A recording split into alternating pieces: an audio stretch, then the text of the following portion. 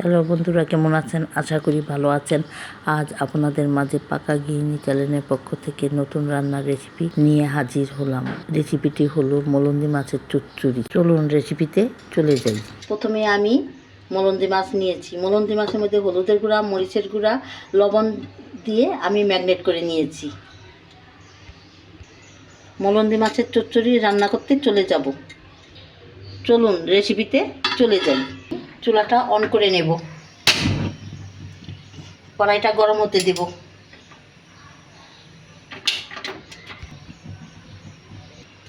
রাঁধুনি সরিষার তেলটা দিয়ে দিব।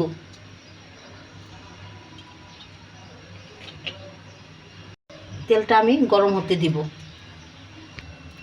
আমি পেঁয়াজ কুচিগুলো রেখেছি কেটে, আমি এগুলি দিয়ে দিব।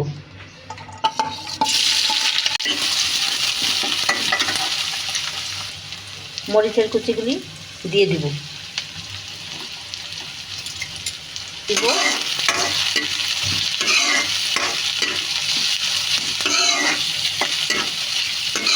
একটু সময় নিয়ে অল্প, খুব একটা ভাজবো না, অল্প করে ভেজে নিব।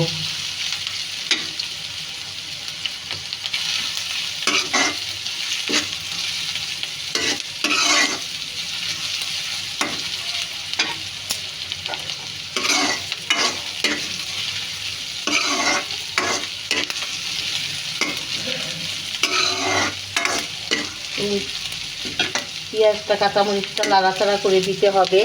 এরকম করে নাড়াচাড়া করে দিতে হবে। আমি নাড়াচাড়া করে দিচ্ছি এভাবে।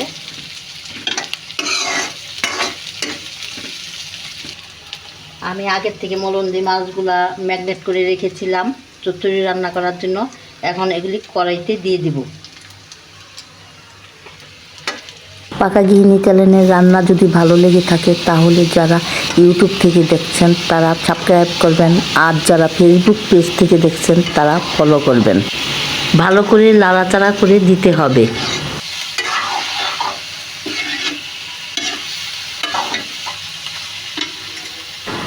পাঁচ মিনিটের মতো রান্না করে নিতে হবে। এভাবেই নাড়াচাড়া করে দিতে হবে।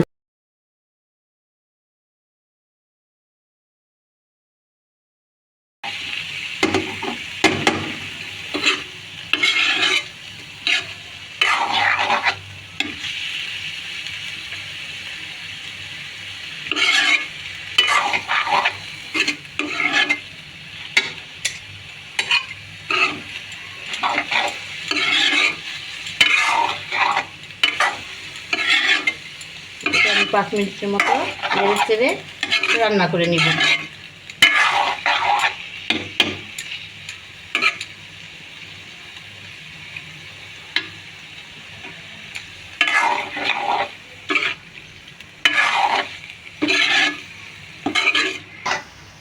আস্তে নাড়াচাড়া করে দিতে হবে যেন মাছগুলো না ভেঙে যায়।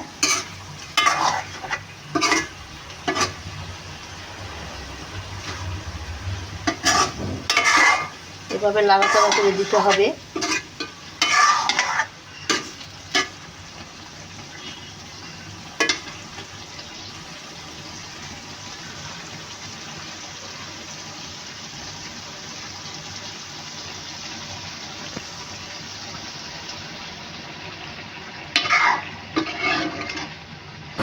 পাকা গৃহিণী চ্যানেলের রান্না যদি ভালো লেগে থাকে তাহলে যারা ইউটিউব থেকে দেখেন তারা সাবস্ক্রাইব করবেন, আর যারা ফেসবুক থেকে দেখেন তারা ফলো করবেন।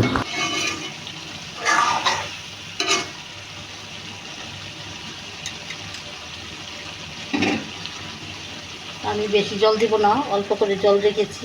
এই জলটা আমি দিয়ে দিব।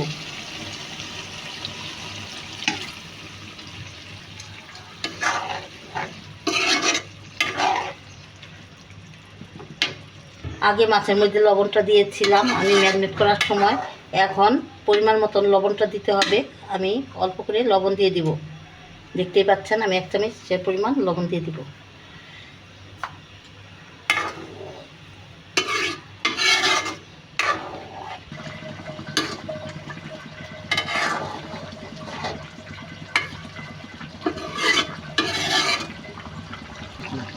দেখতেই পাচ্ছেন আমার ঝোলটা টকবুকি হয়েছে। মাছগুলো সিদ্ধ হয়ে যাচ্ছে। ঝোলটা আমি শুকিয়ে নিব কিছুক্ষণ জাল করার পরে, এতগুলো ঝোল রাখবো না।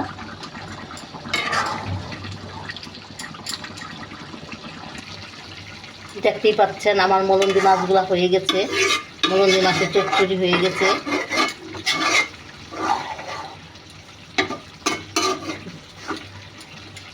পাকা গৃহিণী চ্যানেলের রান্না যদি ভালো লেগে থাকে তাহলে যারা ইউটিউব থেকে দেখছেন তারা সাবস্ক্রাইব করবেন, যারা ফেসবুক পেজ থেকে দেখছেন তারা ফলো করবেন।